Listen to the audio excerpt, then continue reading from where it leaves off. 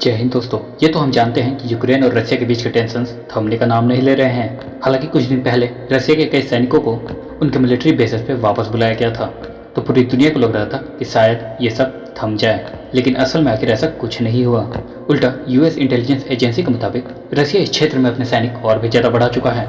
US के राष्ट्रपति ने हाल ही के कॉन्फ्रेंस में फिर वही बात दोहराई है कि रशिया यूक्रेन पर हमला करने की सभी तैयारी कर चुका है और अब वो झूठी खबरें फैला के यूक्रेन पे हमला करने का बहाना ढूंढ रहा है।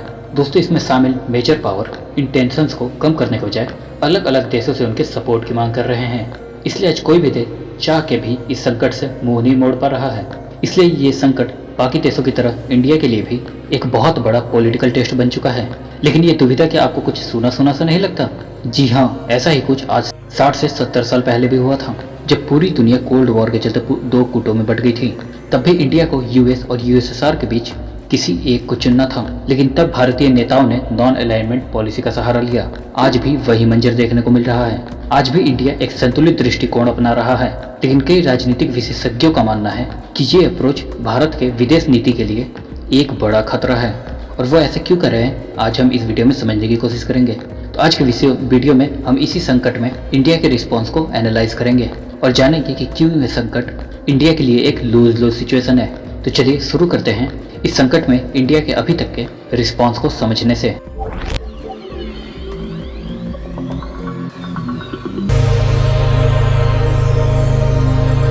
दोस्तों, इस राजनीतिक संकट में भारत एक संतुलित और निवारक दृष्टिकोण अपनाने की कोशिश कर रहा है। पहले तो इंडिया ने कई हफ्तों तक भारत ने इस संकट पे राजनीतिक साइलेंट मेंटेन किया, लेकिन अब जब उसने चुप्पी तोड़ी तब वो अपने ग्लोबल कम्युनिटी से इस संकट को डिप्लोमेटिक और शांतिपूर्ण तरीके से सुलझाने की गुहार की। साथ ही 30 जनवरी 2022 को यूनाइटेड स्टेट सिक्योरिटी काउंसिल में यूएस ने इस संकट के ऊपर डिस्कशन की मांग की। जब इस पे वोट करने की बारी आई तो इंडिया ने इससे अलग रहना सही समझा, यानी कि ना तो उससे फेवर में वोट किया और ना ही उसके अगेंस्ट। लेकिन भारत का ये कदम राजनीतिक विशेषज्ञों के लिए जरा भी सरप्राइजिंग नहीं था। वो इसलिए क्योंकि 2014 में जब रशिया ने क्रीमिया पे अटैक किया था और यूएस ने उसके खिलाफ यूनाइटेड नेशन सिक्योरिटी काउंसिल में एक प्रस्ताव पास किया था, तब भी भारत इससे अलग रहा था। रशिया के एनालिस्ट ने भारत के इस कदम को प्रो रशियन व्यू से देखते हुए इंडिया को शुक्रिया अदा किया है। लेकिन आपको बताते हैं कि इसी दौरान इंडिया ने चाइना में हो रहे विंटर ओलंपिक्स को भी बहिष्कार किया था, जहाँ पे रशिया यूक्रेन को लेके अपने व्यू प्रमोट करने आया था। इसलिए इंडिया के इस बॉयकॉट को एक प्रो यूएस एंगल से भी देखा गया। लेकिन भारत का ये स्टेप न तो रशिया के फेवर में था न ही यूएस के फेवर में, बल्कि उसने किसी भी साइड को नाराज ना करते हुए एक सही ऑप्शन चूज किया। तो आप देख सकते हैं कि किस तरह आज जियोपॉलिटिक्स में कोई साइड ना लेना भी किसी न किसी के साइड लेने के बराबर ही है। खैर, इतना ही नहीं, हाल ही में मेलबर्न में हुई क्वाड फॉरेन मिनिस्टर्स के मीटिंग के दौरान भी इंडिया ने इस मुद्दे को डिस्कस करने से साफ इनकार कर दिया, जिससे ये समझ आता है कि किसी एक ब्लॉक के साइड के बात तो दूर, बल्कि इंडिया इस मुद्दे पे खुल के बात भी नहीं करना चाहता है। तो दोस्तों, ये चुप्पी इंडिया के दुविधा को चीख चीख के बयां करता है। खैर, जाहिर है कि कुछ लोग तो ये जरूर सोच रहे होंगे कि यूक्रेन ना तो इंडिया के साथ कोई बॉर्डर शेयर करता है और न ही ये दोनों देश आपस में कोई खास संबंध रखते हैं, और तो और भारत यूक्रेन से लगभग 4000 किलोमीटर दूर बसा है। तो ऐसे में इंडिया को इस संकट से क्या खतरा है? लेकिन इस ग्लोबलाइज और हाईली इंटरकनेक्टेड वर्ल्ड में इंडिया इस क्राइसिस से नहीं बच सकता है। और वो आखिर क्यों, आइए जानते हैं। दोस्तों, इस सॉल्यूशन में इंडिया के लिए एक तरफ कुआं है तो दूसरी तरफ खाई। भारत के लिए ये संकट रशिया वर्सेस यूक्रेन नहीं है, बल्कि रशिया वर्सेस वेस्ट की है। इन दोनों के साथ ही इंडिया एक बहुत ही गहरा स्ट्रैटेजिक टाइज शेयर करता है। इन सभी देशों का भाग्य आपस में इस तरह गुथा हुआ है कि भारत आज किसी भी ब्लॉक की नाराजगी लंबे समय तक अफोर्ड नहीं कर सकता है। हालांकि कोल्ड वॉर के दौरान तो इंडिया ने नॉन अलाइनमेंट पॉलिसी के तहत दोनों में से किसी भी एक साइड को उठाने से मना कर दिया था, लेकिन आज ऐसा मुमकिन नहीं है। आज रशिया यूएसएसआर के कंपैरिजन में इकोनॉमिकली और मिलिटरली बहुत कमजोर है। साथ ही 1991 के बाद भारत और अमेरिका के संबंध पहले से बहुत बेहतर हुए हैं। आज ये दोनों देश स्ट्रैटेजिक सहयोगी हैं और ये दोनों एक्टिवली इंडो पैसिफिक थिएटर में क्वाड जैसे ग्रुप के साथ मिलकर चाइना के वृद्धि को कंट्रोल कर रहे हैं। वहीं यूरोपियन यूनियन भी भारत का तीसरा सबसे बड़ा व्यापारिक भागीदार है। इसके अलावा आज अंतर्राष्ट्रीय स्टेज पे इंडिया की शक्ति भी बढ़ रही है। ऐसे में इंडिया न तो कोल्ड वॉर की तरह दोनों साइड से दूर रहने की कोशिश कर सकता है, और न ही ये चाह के भी कोई एक साइड उठा सकता है, खास करके तब जब दोनों ही साइड एक्टिवली इंडिया के सपोर्ट की मांग कर रहे हैं। कुल मिला के आज ये सिचुएशन इंडिया के लिए बहुत ही कॉम्प्लिकेटेड और साथ ही साथ जोखिम भरा भी है। आइए कुछ प्रोमिनेंट रिस्क पे एक नजर डालते हैं। दोस्तों, रसिया काफी लंबे समय से इंडिया के एक टाइम टेस्टेड और उत्तरदायी भागीदार रहा है। साथ ही इंडिया के लगभग 86% डिफेंस रिक्वायरमेंट रसिया पूरी करता है। साथ ही इंडिया रसिया के डिफेंस एक्सपोर्ट की सबसे बड़ी मार्केट है और पिछले कुछ सालों में ये खरीदार और बेचने के संबंध से बढ़ के ज्वाइंट रिसर्च, डिजाइन और डेवलपमेंट के लेवल तक कंप्लीट हुआ है। BrahMos cruise missile, 5th generation fighter aircraft और मल्टी रोल ट्रांसपोर्ट एयरक्राफ्ट का ज्वाइंट डेवलपमेंट इस टाइम के बेस्ट एग्जांपल्स हैं। डिफेंस के साथ साथ रसिया ने कई बार यूनाइटेड नेशन में खुल के कश्मीर के इशू पे इंडिया को सपोर्ट किया है। इतना ही नहीं, उसने ब्रिक्स और एससीओ जैसे चाइनीज डोमिनेटेड प्लेटफॉर्म पे भी इंडिया के इंटरेस्ट को सपोर्ट किया है। साथ ही रसिया यूएनएससी का एक परमानेंट मेंबर भी है, इसलिए यूएनएससी के परमानेंट सीट के एम्बिशन में रसिया का सपोर्ट इंडिया के लिए बहुत ज़्यादा महत्वपूर्ण है। यानी कि रसिया के विरोध जाना भारत के लिए भी नामुमकिन है। लेकिन दूसरी तरफ रसिया का साथ देने का मतलब यूएस के आक्रामक प्रतिबंध को खुला निमंत्रण देना है।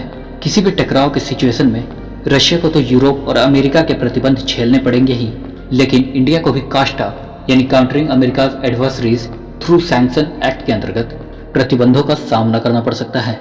कास्टा यूएस कांग्रेस के द्वारा लगाया गया एक ऐसा नियम है जिससे वो अमेरिकन इंटरेस्ट के खिलाफ जाने वाले देशों या ऐसे देशों के साथ इंगेज करने वाले देशों के साथ अर्थव्यवस्था प्रतिबंध जैसे टूल इस्तेमाल करता है। आपको बता दें कि इंडिया और रसिया के बीच अभी S-400 मिसाइल सिस्टम और AK-203 असॉल्ट राइफल्स के ज्वाइंट प्रोडक्शन को लेकर डील साइन हुई थी, जिसके अंतर्गत इंडिया के ऊपर कास्टा के सैंक्शंस इंपोज करने की बात की जा रही थी। तो अगर इंडिया रसिया के सपोर्ट में आता है तो भारतीय अर्थव्यवस्था को भी इस तरह के प्रतिबंधों का सामना करना होगा। इसके अलावा इंडिया ने हमेशा जनतंत्र, संप्रभुता और अहिंसा जैसी सिद्धांतों को सपोर्ट किया है, और जहां वो एक तरफ चाइना के अवैध विस्तारवादी महत्वाकांक्षा को टारगेट करता आया है, वहीं दूसरी तरफ यूक्रेन के रीजन को सपोर्ट करना भारत के नैतिक दायित्व के खिलाफ है। दोस्तों, अगला सबसे बड़ा चैलेंज है चाइना।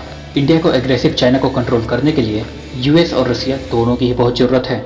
यूरोप में कोई भी क्राइसिस यूएस और नेटो के फोकस को इंडो पैसिफिक से खींच के वापस रूपल बैटलफील्ड में ले आएगी। इसी चीज का फायदा उठा के चाइना साउथ चाइना सी और इवन इंडिया चाइना बॉर्डर पे अपनी शत्रुतापूर्ण गतिविधियां फिर से शुरू कर देगा। यानी कि ये इंडिया के रणनीतिक और सुरक्षा चिंता के लिए एक बड़ा खतरा है।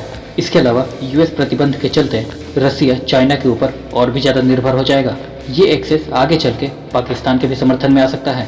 यानी कि इस सिचुएशन में हर तरीके से भारत का हित खतरे में है। अब बात करते हैं इकोनॉमिक एंगल की। दोस्तों, ये तो हम सब जानते हैं कि वॉर किसी भी देश के अर्थव्यवस्था के लिए अनुकूल नहीं होता है। आज पूरी दुनिया पहले से ही महंगाई के शिकार हो रही है। ऐसे में लड़ाई का छिड़ना दुनिया में हर वक्त बहुत महंगा पड़ सकता है।